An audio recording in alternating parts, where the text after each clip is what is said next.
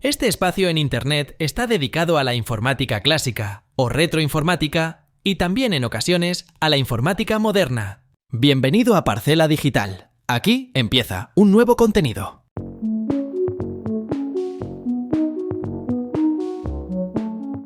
El objetivo de este videoblog es compartir 10 curiosidades o 10 datos curiosos relacionados con la informática que son poco conocidos. Lógicamente, la lista de curiosidades es enorme y el objetivo es que este vídeo no sea muy largo en duración. Por lo tanto, he elegido 10 que a mí, desde mi punto de vista, me han parecido interesantes. Mostraré los 10 datos curiosos en un ranking decreciente, del 10º al 1º, y siguiendo una clasificación mía personal en función a la importancia que les doy. Y ahora aquí empieza este vídeo del ranking de 10 curiosidades relacionadas con la informática que quizás no sepas. En la posición número 10, un dato realmente curioso. La radio tardó 38 años en alcanzar los 50 millones de usuarios. La televisión tardó 13 años en alcanzar los mismos usuarios. Pero Internet tardó exactamente 4 años en alcanzar esos 50 millones de usuarios. Quizás solo sea la propia evolución tecnológica, o quizás sea algo más, pero no deja de ser un dato, una comparativa muy curiosa.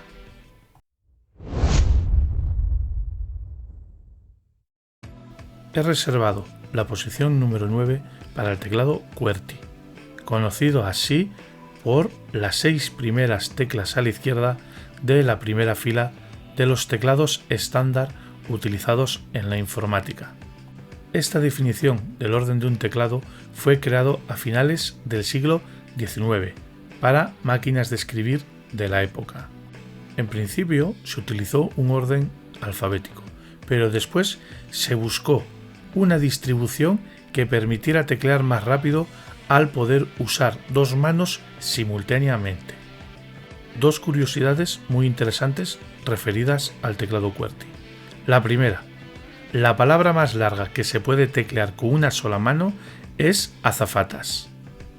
La segunda, tecleando solo en la primera fila del teclado se puede escribir la palabra typewriter, que es la traducción de máquina de escribir.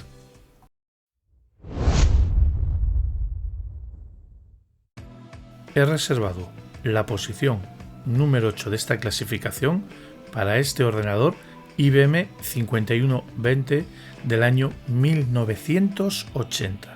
Es anterior al primer IBM PC.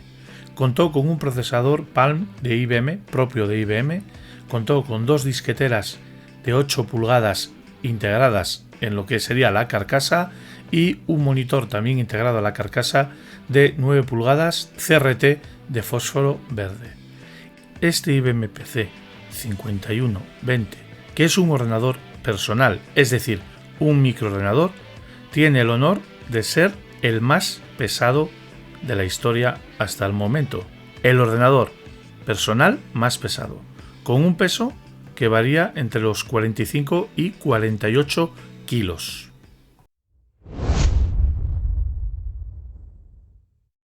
He reservado la posición número 7 de esta clasificación para el primer disco duro magnético de la historia, el RAMAC 1, que fue diseñado y creado para el ordenador de válvulas de vacío del año 1956 IBM 305 RAMAC.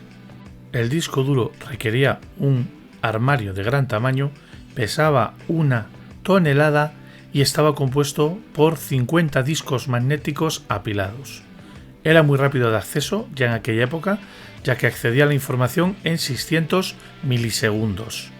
El conjunto de discos medía 152 centímetros de largo, 172 centímetros de alto y 73 centímetros de fondo, que daban una capacidad total de 5 megabytes.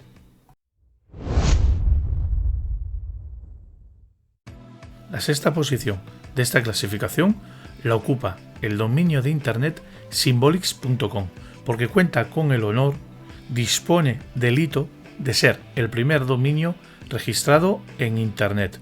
Fue registrado el 15 de marzo de 1985 por una empresa del mismo nombre de Massachusetts, de Estados Unidos. Originalmente y durante muchos años albergó simplemente una web basada en texto, que es lo que podemos ver en la imagen de pantalla. Casi 40 años después, contamos con alrededor de 370 millones de dominios registrados en Internet, de los cuales casi 140 son de extensión .com. Hemos llegado al ecuador de este ranking. Ya vamos a entrar en las 5 primeras posiciones. Antes de continuar, comentar que si tienes alguna curiosidad más que crees importante mencionar, en los comentarios de este vídeo del canal de YouTube rogaría que lo incluyeras.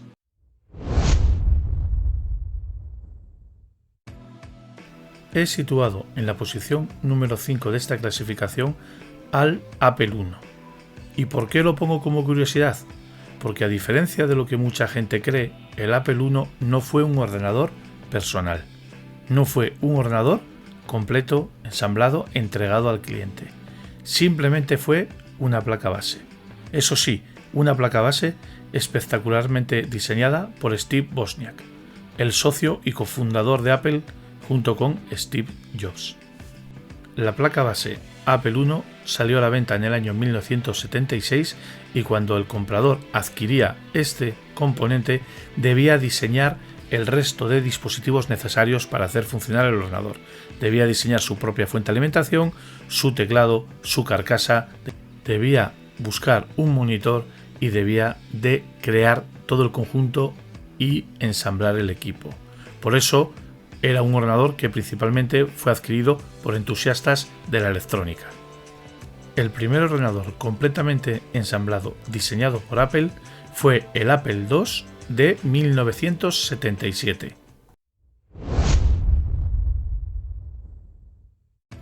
Quiero dedicar la posición número 4 de esta clasificación a la madera en la informática. ¿Por qué a la madera?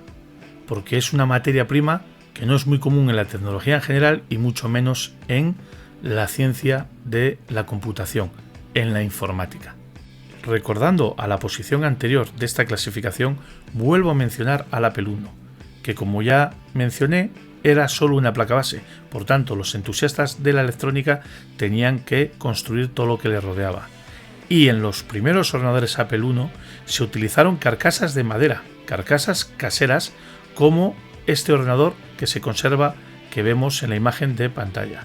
Se conservan varias unidades de Apple I de aquellos años, de la segunda mitad de los 70, del año 76, año 77, cuya carcasa estaba fabricada en madera, algo casi nada habitual en la informática.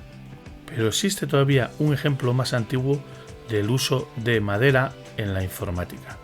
El 9 de diciembre de 1968, Douglas Engelbart, y a través de su labor en el Instituto de Investigación de la Universidad de Stanford, impartió lo que hoy en día se conoce como la madre de todas las demos. Y en aquella demostración pública se mostraron muchas tecnologías que se convirtieron en vitales en el futuro. Y uno de los protagonistas de aquella demostración fue el primer ratón de la historia mostrado en público, que fue construido con una carcasa de madera. Hemos alcanzado el podio. Estamos en la posición número 3, que he reservado para los IBM PC y compatibles. Y lo he reservado por una curiosidad muy interesante, que aunque ya le he repetido muchas veces en diferentes publicaciones de Parcela Digital, sigue siendo muy desconocida. Los IBM PC, los ordenadores PC compatible, están totalmente relacionados con la familia de microprocesadores x86 de Intel. Aunque hay otros fabricantes como AMD, todos tienen una arquitectura base basada en el Intel 8086 desde la creación del primer IBM PC en agosto de 1981. Pero la curiosidad es que el primer prototipo del IBM PC no iba a llevar la arquitectura x86 de Intel, sino que iba a llevar un Motorola 68000. De hecho, el primer prototipo incorporó un Motorola 68000, que después fue la gran competencia del mundo PC con los Apple Macintosh o el Apple Lisa.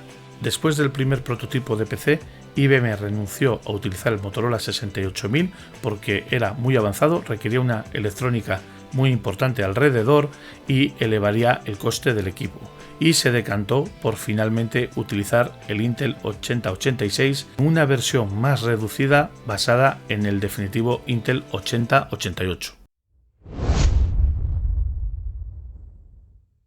Hemos llegado a la posición número 2 de esta clasificación, y esta posición la he reservado para el ordenador PDP-1 de la histórica empresa DEC, fechado en el año 1959. ¿Y por qué me centro en este ordenador?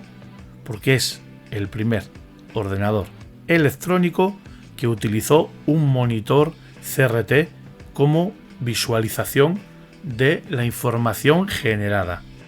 El monitor utilizado en el mencionado PDP-1 del año 1959, que lo vemos que va apareciendo ahora en la imagen a la derecha, contó con un tamaño de 16 pulgadas, era de fósforo P7 y originalmente fue diseñado o creado para ser la visualización de un radar, no para ser utilizado en un ordenador. Y también se le podía conectar un lápiz óptico. De hecho, vemos el lápiz óptico en la base del monitor en la imagen.